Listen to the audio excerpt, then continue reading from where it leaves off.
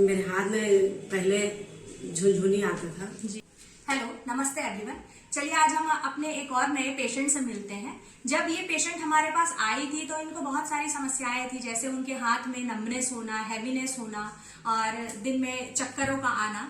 तो ये समस्याएं लगभग उनको 5-10 साल से बनी हुई थी। चलिए आइए पहले देखते हैं कि उनके एमआरआई रिपोर्ट में क्या है।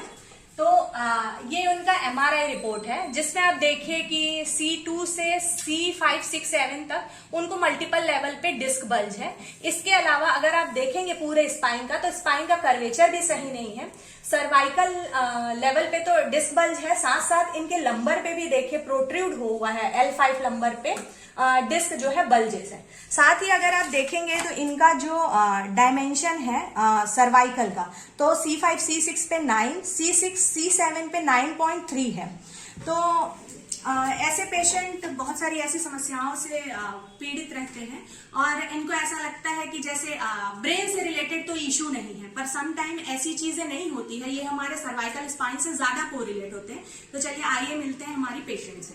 मेरे हाथ में पहले झुनझुनी आता था जी, और कुछ काम करती थी तो भी आता था इसमें हाथ में झुनझुनी जी, और मेरे इलाज भी चल रहा था और उससे मेरे को राहत नहीं मिला जी जी जी। तो मेरे बेटी यहाँ रहती थी, वो बोली मेरे को कि मम्मी यहाँ आओ थेरेपी करवाने के लिए, उसमें अच्छा हो जाओगी जी जी। तो मैं यहाँ आई तो मुझे बहुत मतलब रिलैक्स मिला है जी थेरेपी करवाने से जी।